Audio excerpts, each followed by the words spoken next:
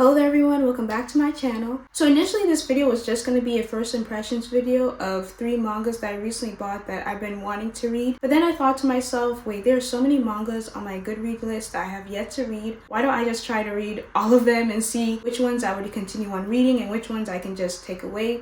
On top of those 3 that I already physically bought, I went to the wheel, spun it, and let it pick 3 more mangas to read. So this is going to be a first impressions of mangas that are on my Goodreads list. And I don't know how many episodes it's going to be, but I'm going to get through, and my goal is to get through each and every single manga that is on my Goodreads list to date. I'm not going to add any new mangas, and if there is any new mangas that do pique my interest, I'll just add it to like my, iPhone notes on there rather than to add it onto Goodreads, so that way I can just keep it a bit controlled. And also another exception I'm making is anything that I own physically already and that's completed, I'm not adding it to the list. So the first one I read digitally, and that is called Gazing at the Star Next Door. So basically the summary is that there's a girl named Chiaki and a boy named Subaru, and they're childhood friends. Subaru is an up and coming actor, and Chiaki slowly realizes that she has feelings for Subaru. In general, I thought the story was very interesting. I like how Subaru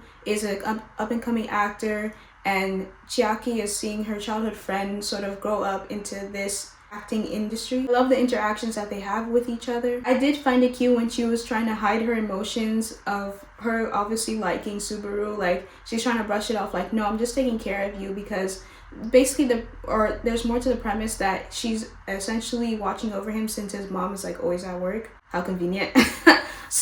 But anyways, so she's always there with him, always watching out for him, and being with him. He still goes to public school with her. He starts to gain more and more popularity as the days and weeks pass on. Although I did enjoy reading volume 1, I don't think I would continue on with this series. It still felt a bit generic in a way. I don't think anything really surprised me or really piqued my interest. I mean, it was somewhat interesting, but I don't think it was interesting enough for me to continue on to volume 2 or to read on the rest of the series. The next series I read is Run on Your New Legs. So our main character, Kikuzato, gets into a terrible accident which cost him his leg. Kikuzato was very athletic and he was into soccer, but after his accident, he loses his athletic dream and also loses hope in ever being athletic again. Kikuzato's life changes, however, when he meets Chiador, who is a prosthetist, so someone who makes fake legs or arms for people who have lost their limbs. This book taught me a lot about prosthetics, and there was a lot that I didn't know before reading this book, and afterwards it really piqued my interest into learning about the world of those who end up losing a leg. It was hard to see Kikuzato into soccer and playing soccer, and then you just see him completely be disinterested in any sports at all because he feels like, well, I lost a leg and I can't, ever go back to being athletic. I was especially happy to see Chiador encourage him to try to run again and get into sports despite him losing his legs, and trying to open up his mind that, hey, even if you lost your leg, you can still run, you can still have your old life back. It's just gonna look a little bit different. I do plan to read the rest of the series because it is a short series. It's only like 5 volumes. I think it'll be really interesting to see how Kikuzato progresses on, how he tries to,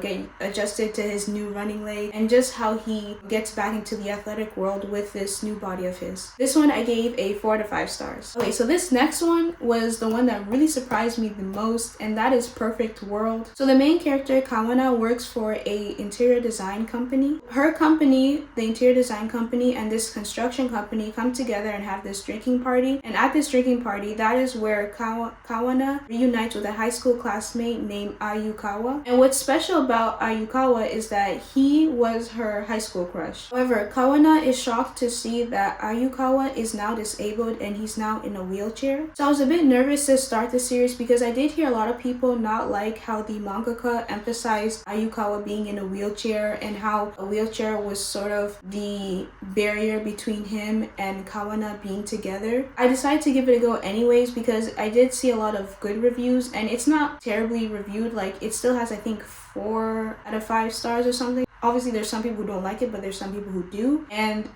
I'm one of them. I love it.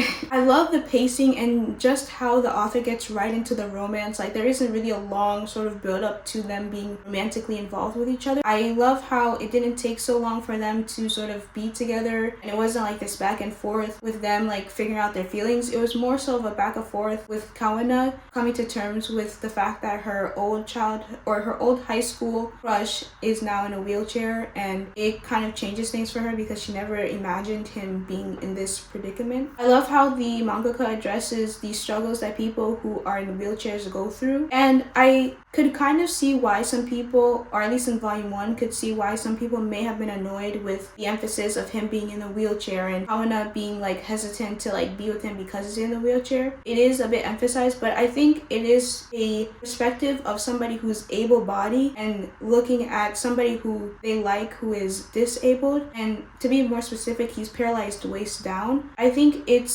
the story does a good job of showing like what goes on, at least in her mind as an able-bodied woman, thinking about dating somebody who is in a wheelchair and what that would mean for her and him and just their relationship in general. I think that's like a pretty normal thing, because especially again, if you're somebody who doesn't know what it's like to be disabled in a physical sense and doesn't know what it's like, there's obviously going to be some things that you'll be curious about or be hesitant about if you're entering a relationship with somebody who is in that state. And so that's what I really like about the story, is the different perspective from able-bodied people to people who are in the wheelchair or disabled for maybe a short time or a long time. It shows the different perspective of like each person depending on like their body and how able or disabled they are. Because I loved volume 1 so much, I decided to continue on reading it, and right now as I'm recording, I'm on volume 3 and I'm like close to halfway done with it. So yeah, it has just been really good. I love the story, how it's progressing, and there's just drama already. It's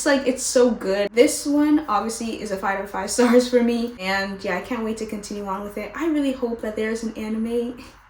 I hope that there's an anime of this one day, because it is just so good, and I feel like it would be so good to have an anime with this sort of representation. The next series that I read is The Gods Lie. So our main character Natsuru lives with his mother, and he's in 6th grade. He starts to befriend a girl in his class named Rio. Instead of going to soccer camp during the summer, which he's supposed to be at, and he told his mom, yeah, I would be there, he actually goes to Rio's place instead, and they spend the summertime with each other. However, because of this decision, a lot of things unfold. To be honest, I was not a fan of the title. It just, it feels weird to me, The Gods Lie. Anyways, it's the title that, the mangaka chose, so, And I felt like, in a way, that the title, even after reading this, I still kind of felt like the title wasn't fitting. And I was trying to think of like maybe why she used the title. The best conclusion I could come to was that like basically is to represent that there are people in our lives, specifically parents or older people, who we see as almost gods, at one point or another. They will often lie to us, probably because they want to protect us, they want to keep us happy and healthy and not burden us with whatever hardship that they may be facing. However, even after reading that, I still feel like, a better title could have been picked out, just not this one. The story was good, but I just wish that there was more to the ending, because it stops abruptly. I want to see more, with the characters and everything else that happens, I feel like there definitely could have been an extended few more pages of like the characters. There are a lot of heavy themes within this one shot: abandonment, death, abuse, especially because they're both in 6th grade. They're very young, so I like how the mangaka gives the perspective from these two young kids and facing some pretty heavy stuff, especially Rio. I also liked the style of writing from this mangaka, and I actually have another series by the same mangaka called The Golden Sheep I own physically. I do plan to read that sometime this year, because I really did enjoy reading this one. This was a 5 out of 5 stars. The next series that I read, and this one has been one that I've heard so many good things about, and I've seen other manga tubers talk highly about, and I know that there's an anime too with this, so that's really great. And that is Full Moon. So our main character Mitsuki loves to sing, but she has a tumor in her throat, and I think it's called a malignant tumor in her throat, which is making it harder for her to sing. Her life changes when 2 Shinigamis come, and they're like, hey, you're kind of supposed to die in like a year. And she's like, a year? Well, I'm gonna start, going towards my dreams. And they're like, no, that's not what you're supposed to do. I absolutely loved volume 1 a lot more than I thought I would. This is the same mangaka for another series I read last year. It's called Kyoko's Time Travel, I think.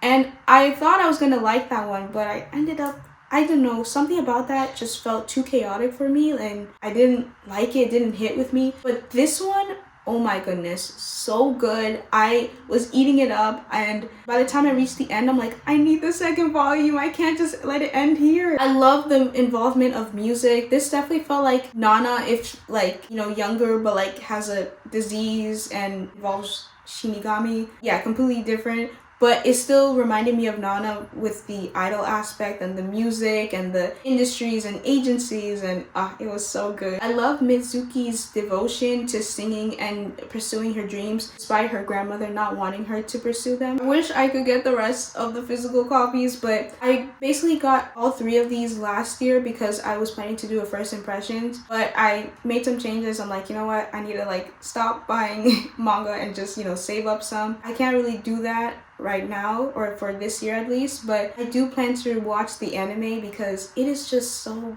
good. Like, again, I could even feel the music within this volume. Like, it's just that good. Like, you just feel so immersed in her story and just immersed with her trying to achieve her dreams of becoming a singer, and there's just so many things that happen. This was an easy 5 out of 5 stars. So the last manga on my list is Not So Wicked Stepmother. So the story is basically about this woman named Abigail Franken, who is the stepmother to Princess Blanche. Abigail was a very cruel stepmother to the princess, and not only to her, to like everyone else in the palace. The child clothing designer is reborn as the evil stepmother. For me, the first few pages were a bit hard to get into. I don't know why, but it just was a bit difficult. I think it's because I was reading mangas and this is the only manhwa that I have, so it was kind of like hard to like sort of reset my brain. I'm like, okay, wait, no, they don't read this way, it's this way. And like, I found it very like intriguing how the children's clothing designer is now the evil stepmom, and the designer is obsessed with children. She loves children, so therefore she is in love with the princess. She is thinking of everything possible that she can give to the princess, not only just clothing but gifts, toys. Like, she just absolutely wants to spoil her. And this major switch up like has everybody in the palace like sort of on edge because they're like,